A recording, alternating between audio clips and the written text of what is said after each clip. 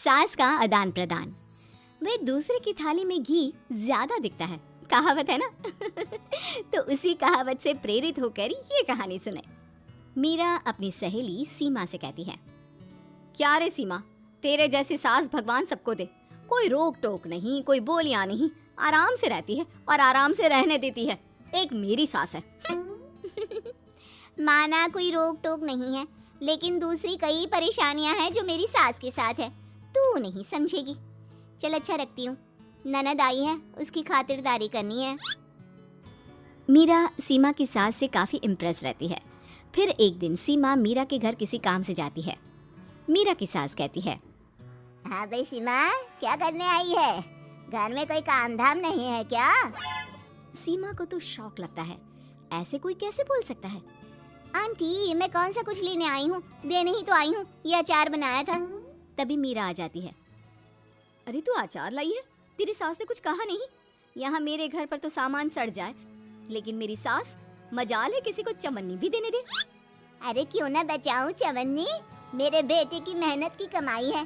तेरे भरोसे रहूं तो सब लुटा दे। अब ले ले अचार उससे और दफा कर। मीरा सीमा से अचार लेकर उसे बाहर तक छोड़ने जाती है। अरे यार, तेरी सास तो बहुत अच्छी है। क्या बात कर रही है? कितनी तो बेइज्जती करती तेरी, लेकिन फिर भी तुझे मेरी सास अच्छी लगी। मेरे घर आजा कभी, मेरी सास को देखेगी ना तब पता चलेगा। अरे इससे ज्यादा बुरा क्या हो सकता है। जरूर आऊंगी मैं तेरे घर, लेकिन मैं कुछ लेकर नहीं आ सकती। हाँ, देख रही है ना मेरी सास का हाल। हाँ हाँ, कुछ न लाना, मैं तो कहती हूँ खाली झोला ले आना बस। सीमा चली जाती है। फिर क्या, दोनों अपने काम में लग जाती हैं। लेकिन एक रोज न जाने क्या होता है, मीरा सीमा के घर आती है। सीमा की सास कहती है, अरे सीमा, देख तो कौन आया है, तेरी सहेली मीरा। मीरा, आज कैसे यहाँ पर? आजा आजा। और ये हाथ में क्या है तेरे? क्या मतलब? कुछ नहीं आंटी जी, ये तो खाली थैला है। वो क्या है ना, मंडी जा रही थी तो सोचा मीरा से मिलती चलूं। अरे काहे को मंडी जाना, कल ही मेरा बेटा सब्जी लेकर आया है। अरे मीरा, जरा सीमा का ये थैला तो भर दे। मीरा घबरा जाती है। अरे नहीं नहीं माँ जी, बिल्कुल नहीं, मैं कुछ नहीं ले सकती, हम लोग ना अलग सब्जियां खाते हैं।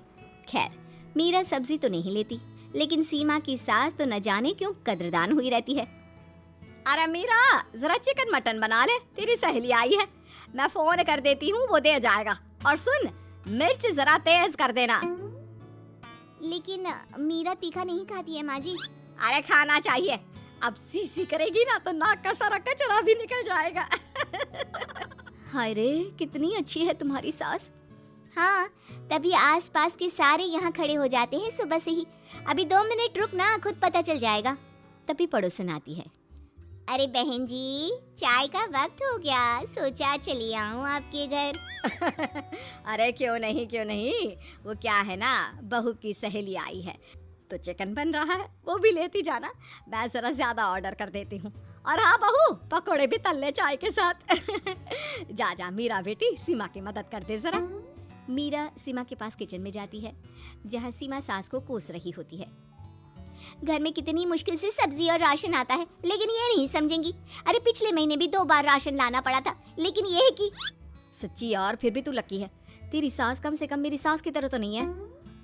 मीरा कुछ देर रहकर वहाँ से चली जाती है। दोनों बहुएं किसी तरह सास के साथ दिन काट रही थी कि एक दिन सीमा कहती है, नहीं नहीं माँ जी, बस करिए, तंग आ गई हूँ मैं आपसे। मैं अब आपके साथ नहीं रह सकती। एक बार, बस एक बार आप मेरी सहेली मीरा की सास की तरह बनकर देखिए। अरे कितनी अच्छी इंसान है वो, कितना सोचती है घर के लिए। दूसरी तरफ मीरा, माँ जी कैसी हैं आप? कुछ तो सोचा करिए, समाज नाम की भी कोई चीज होती है। बस एक बार मेरी सहेली सीमा की सास की तरह बनकर देखिए। अरे कैसे जी जाती है जिंदगी, उन्हीं से पता चलेगा।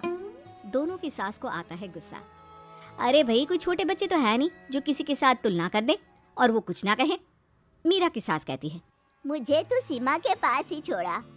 सीमा की सास कहती है, तू ना मुझे मीरा के पास ही छोड़ दे। दोनों एक दूसरे से सलाह करती हैं और सासों का किया जाता है आदान प्रदान, यानी एक्सचेंज। अगली सुबह मीरा की बदली हुई सास, अरे मीरा, मेरी बेटी आ रही है। मीरा को तो आदत थी कि घर का कोई भी आए दमड़ी ना निकले, ना कुछ बनाना ना कोई लेन देन। अच्छा माँ जी ठीक है, कोई बात नहीं। अरे कैसा कोई बात नहीं, अरे लाओ 16 तरह के पकवान और ननद को देने के लिए सीधा निकालो। सीधा समझती हो ना? देना लेन देन।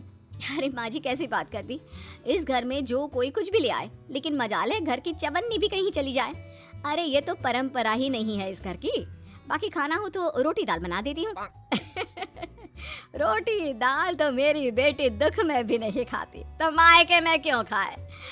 मैं अभी चिकन मटन पनीर और दाल ऑर्डर कर रही हूँ, सब बना देना।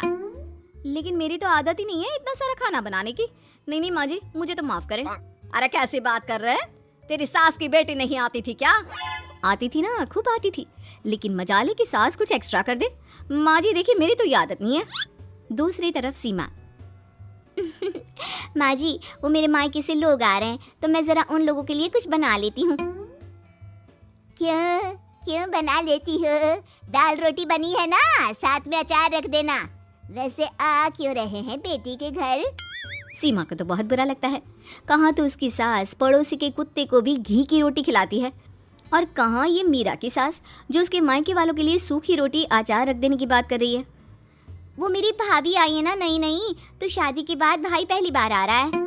हाँ तो उन लोगों को बोल दो, हमारे घर का रिवाज है सास के लिए 10 साड़ी हार और सजावट का सामान लेकर ही आना, समझे? सास तो बोली जा रही थी, लेकिन सीमा को कुछ समझ में नहीं आ रहा था कि वो क्या करे। सीमा का पति। अरे सीमा क्या हो गया? तुम्हें तो माँ से बिल्कुल ऑपोजिट चाहिए थी ना।